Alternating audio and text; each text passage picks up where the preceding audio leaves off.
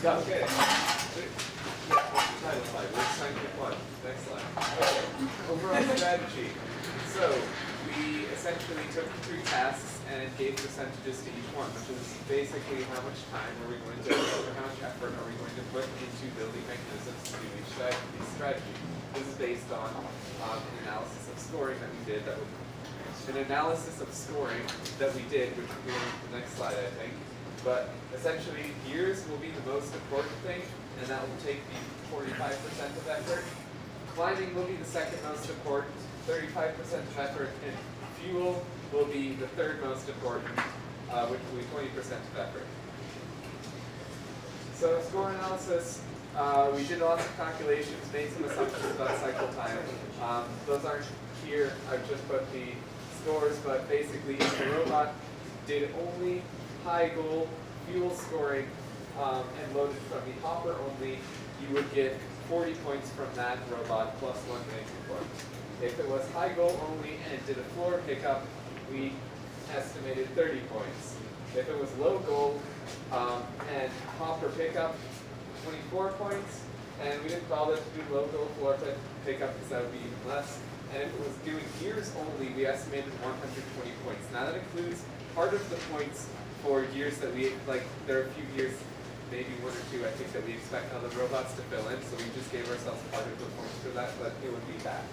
And hybrid high goal, shooter and gear placer would be 137 to 165 points, depending on whether it could shoot while placing gears at the same time, or whether it shot and then placed gears. And obviously climbing is another 50 points, so something also very important. So that's kind of the idea behind our rankings. Gears give you the most points. Now, there's diminishing returns, of course, but that's kind of the idea behind making gears be the most points. Climbing is the second most important because that's just 50 points. Pretty simple. There's nothing hard about doing it in the game as long as we have a good mechanism to do so. So the strategy of, does somebody else want to talk about this? Okay. So, the plan for actually playing the game in autonomous. First, we're going to place our gear, and we want to shoot 10 fuel because of the high goal. We need to do this in 10 seconds because the last 5 seconds we need to have the pilot placing the gears in the chain and turning the crank, and the rotor will be processing the fuel. So then we pull it up. So we're going to start by doing the gear cycles. We dump our hoppers on the way to we dump the hoppers on the side on the way to the loading station, and then where we get a gear, on the way back, we pass it, and then later on the way there, we pass we pick up balls. No, it's not passive. It's just No driver. yeah, no driver. Driver doesn't need to give it. Yeah. And then we place our gear and repeat this until the alliance has scored the six gears. I tell you. And then after that, we start emptying our hopper or tank of balls on our robot before returning for more. And the last thing is climb. That was, Yeah, and then the end of the match. yeah.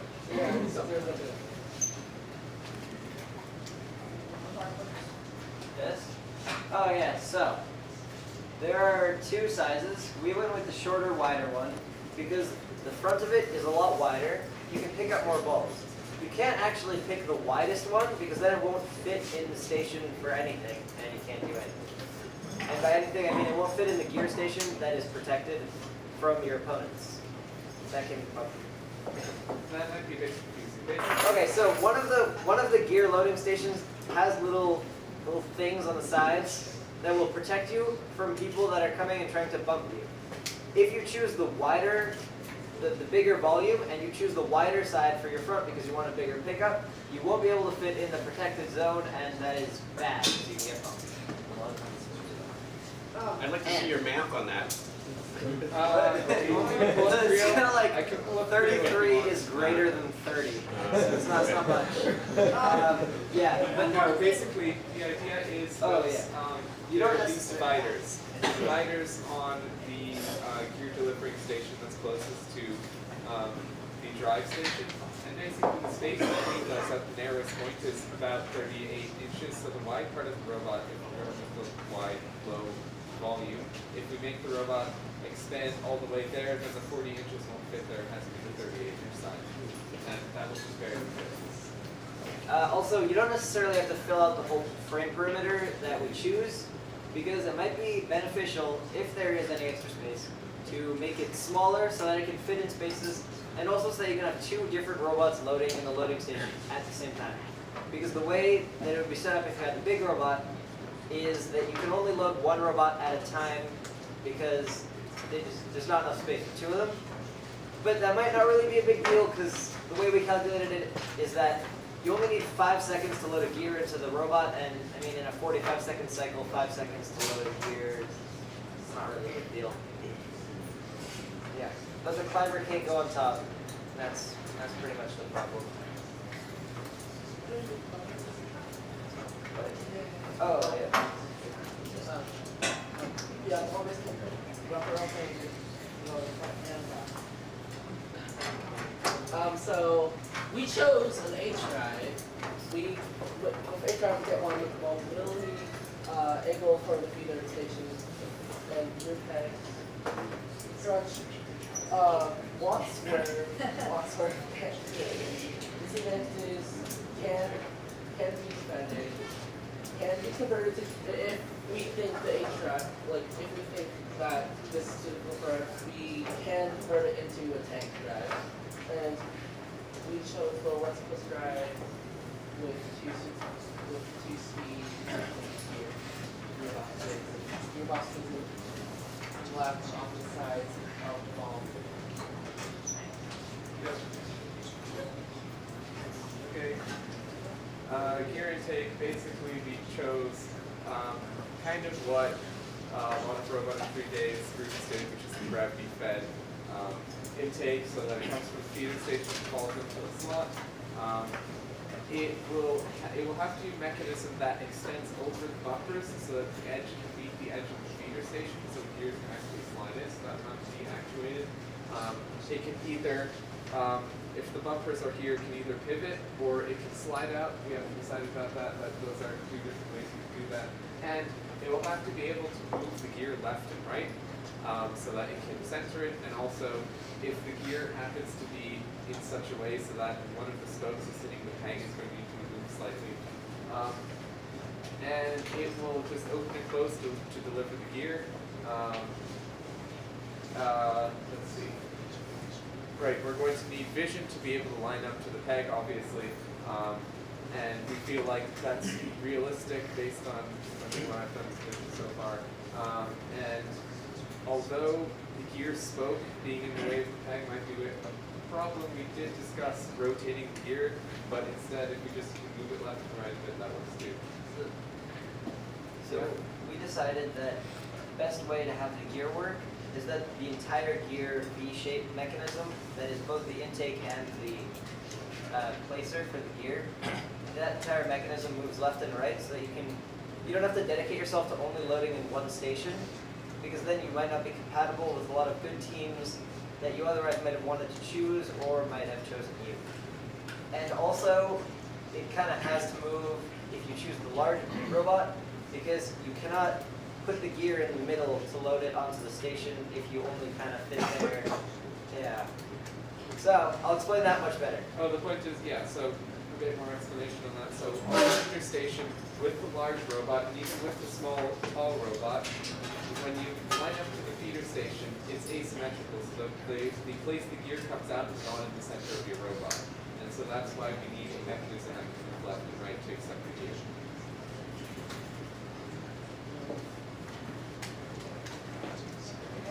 So for a climber, we have a drum-based climber. It's not going to be vision or computer automated vision or cameras with darkness. We're going to use our own rope. We're using a knot on the bottom, and then we can have that rope hanging in the air. And the drum is going to be in front, above the ball pickup station or mechanism. It's going to be ratchet to stay in place. Also, not on here is it's going to be either we were thinking a fork to catch the knot, but that could be spikes to catch lures. Absolutely. If the fork doesn't. The vision base is there are two ways to kind of do it. One is a drum that's narrower and it uses kind of vision to line up on a rope that might be brightly colored, or it could be a drum that's wide and you just kind of drive up to it and catch the rope. So, okay. So ball handle, does somebody else want to? Yes. Ball handling. So, no. It's just kind of an unfortunate title. So, for the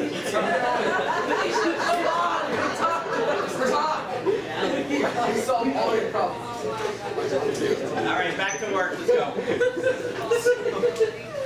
we kind of decided to go with a sweeper intake, which very unusually, a completely original design, has a ball that touches balls as they. It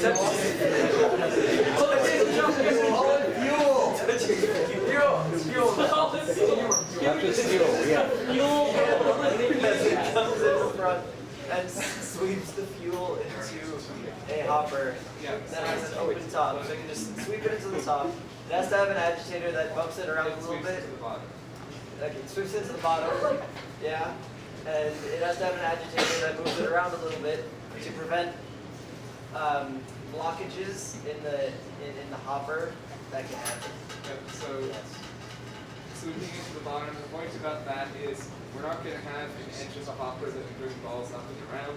It's just going to push it in the hopper and the intake constantly spinning is what's going to keep the balls in there. It's just simpler and, I mean, having fuel be third priority means that that's where we're going to make compromises first. The hopper can be open top so that you can load fuel from the top, either at the loading station or as the hopper is on the sides of the field. But also, again, that's not really a priority, so if you don't catch all 50 balls, that's fine.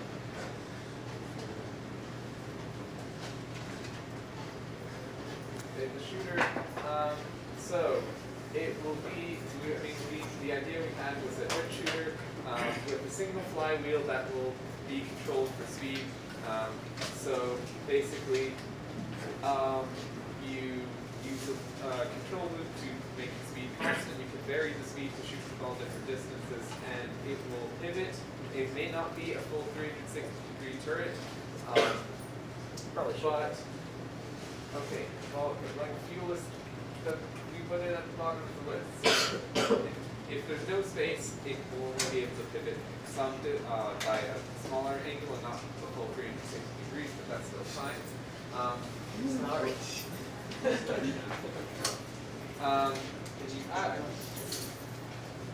So we'll use vision for targeting. We intend to shoot in the high goal, and nominally we'd like to shoot 2 balls per second.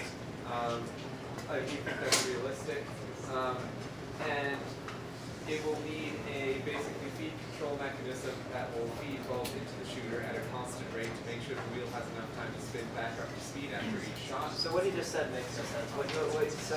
So you do need a feed. No, he was right, but he just did not explain it. He said feed ball mechanism.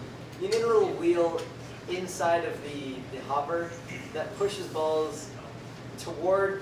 fuel towards the actual flywheel that spins and shoves the fuel out of the launcher. It's a feed control mechanism, so you can control the rate of balls going into the shooter. You can also stop shooting. Feed control. Feed control mechanism. That's not. So conclusion, our design process was basically we laid out priorities based on basic score calculations.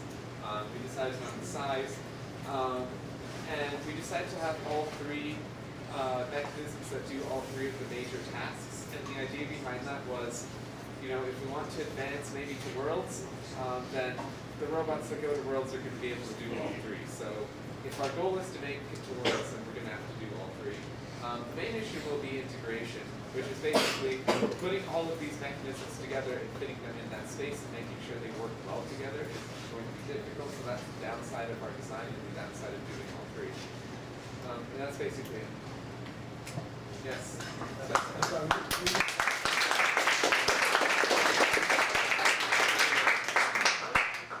So I guess this goes, to all teams that are considering human code. What exactly will you use to sort of actuate the rotating mechanism, considering that we can't custom cut gears? We're not sure. We didn't consider that. I'm a little confused about how the sleeper process works. Oh, okay. I will use very Markers are all the way over we have there. markers. They're all the way over You want a there. pencil, Mishra? Yeah. The marker. No, there's a marker. This is a marker. Take the marker. We shall. Okay, so there is a wheel.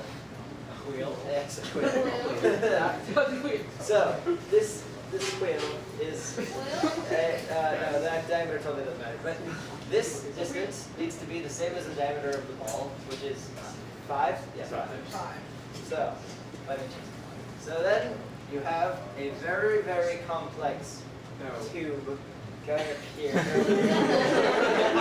you can build it Eric's way. The tube. 17 feet from the bottom. Yeah. Sort of amateur position, so the ball goes in here and goes in there, and it's extremely complex, and only the most intelligent.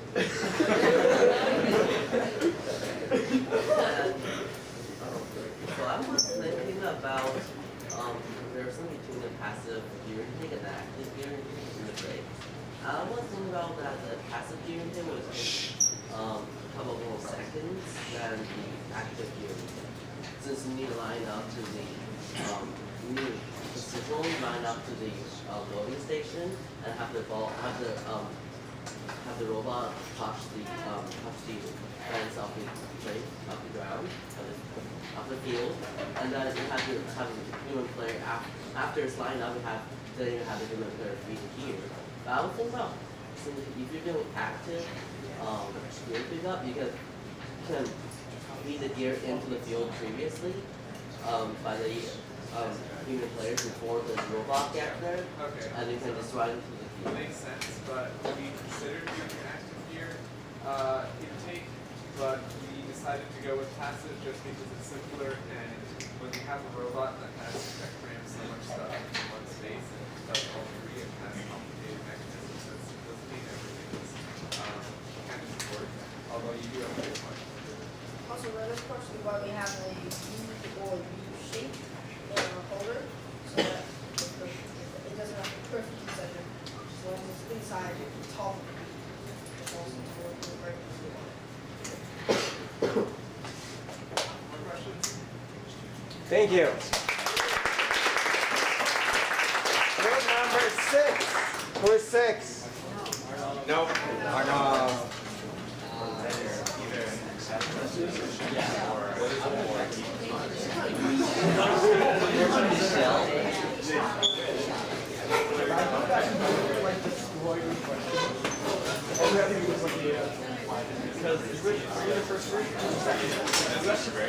More of a design created, the more I was like waiting for these questions.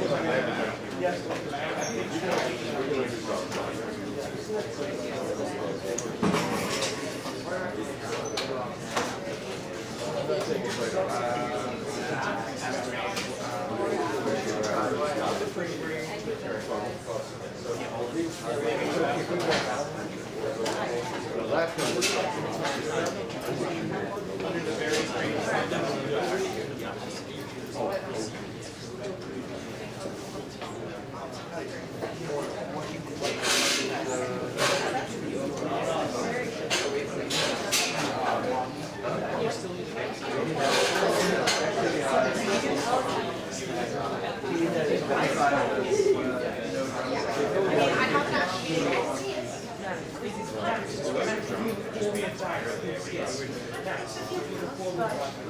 Guys, excuse me.